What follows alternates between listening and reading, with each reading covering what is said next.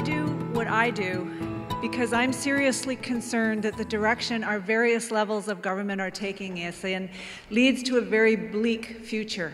And I believe we can have a happy, prosperous, sustainable future, but we have to change a few things to get there.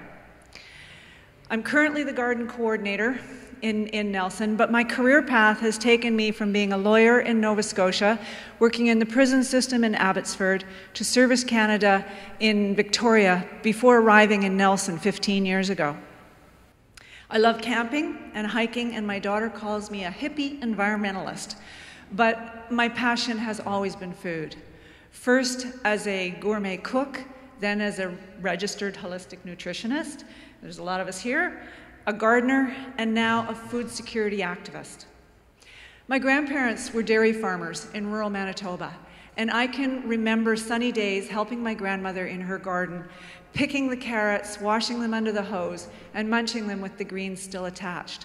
Shelling peas into a bowl and then taking it inside to go on the stove and helping to set up all the makeshift tables so that my aunts and uncles and cousins could all fit around the table at the same time. Nobody had to encourage me to clean my plate or to stay at the table until dinner was finished, because I loved my grandmother's cooking and I loved the laughter and the warmth and the stories that were told around that table.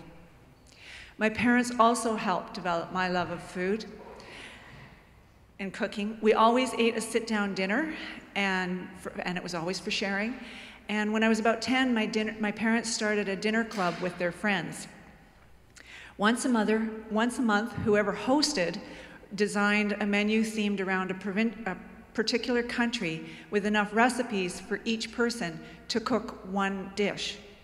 When it was my father's turn to host, he included me in the creative process of designing the menu, of cutting out the recipe cards, which were in the shape of the country, and then sitting down and helping to make the grocery list for his and my mom's dishes.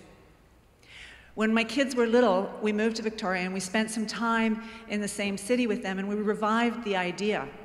When it was my daughter was 7, and when it was her turn to host, she chose Italy. And we had lasagna, pizza, Caesar salad, and 3 desserts.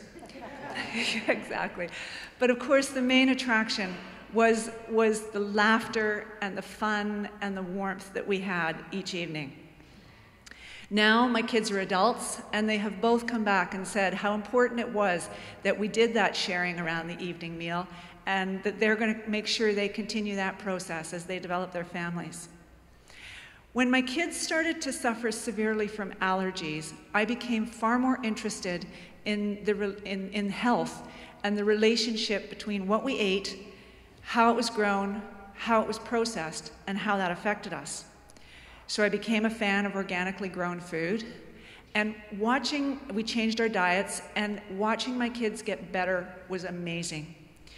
I shared my textbooks with my brother, who was a crop dusting by plane. He had a crop dusting plane in rural Manitoba, and argued with him about the effects of herbicides and pesticides on both our health and the environments, to no avail. But I realized that I had focused my earlier activist activities on the environment because I had taken food for granted. When we moved to Nelson 15 years ago, the seeds of political activism began to sprout.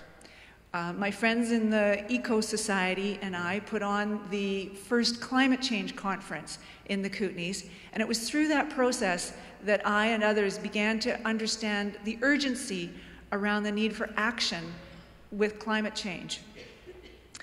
I was encouraged to run for city council. I was elected, and it was gratifying to be part of the team that created the city's sustainability strategy and their carbon emissions reduction plan. In 2013, 2 things happened in my life. I joined the Nelson Food Cupboard, and a group of friends and I started the Kootenay and Boundary Food Producers Co-op. The co-op was formed in response to the struggles that our local farmers have. And we wanted to recreate a sustainable local food system and food economy. It was through my work and community connections with these 2 organizations that I really began to understand the root causes of poverty,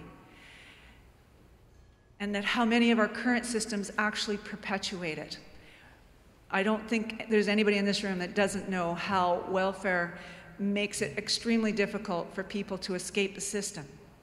And yet I've learned that if we eliminate poverty in a community, everyone benefits, even the wealthiest, and there are communities who have put policies in place to achieve this. I've learned that our current food system does not support local farming at all, at least in BC. We have had local farmers actually come into the food bank this time of year. And certainly it's necessary for one partner to work off-farm for the farm to survive. And yet it's corporate industrial farms that benefit from government policy. And I've learned that we really can't focus on the most vulnerable in our society unless we also have a resilient local economy. There is a lot of very deep issues out there, and my time on City Council was a good education for me to learn what the different levels of government can do. The issues run so deep. I was motivated to run last year during the 2017 provincial election for the Green Party. I helped to develop the agriculture platform from the holistic perspective of a healthy food system. And while I didn't win, it was a very public platform to start those conversations around the interconnectedness of the issues facing our communities. Climate change, poverty, health, food security. Each of us brings our history and our gifts to the table. Each of us can affect change in ourselves, our families, and our communities. We can begin by defining what we want the world to look like, framing it with positive ideas. Think about what brings you joy and what really fires you up. I love growing vegetables and talking to people. We also need to listen to the concerns and the fears of the people around us. I believe that the rise of neoconservatism, both here and in the United States, is at least in part because we've stopped listening to people who think differently than us.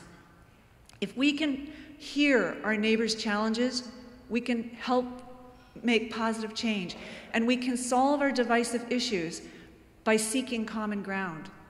I seek to understand, and I try to practice compassion. Know that you are not alone in the work that you're doing. That isn't just us. There's a lot of people out there that are working this way.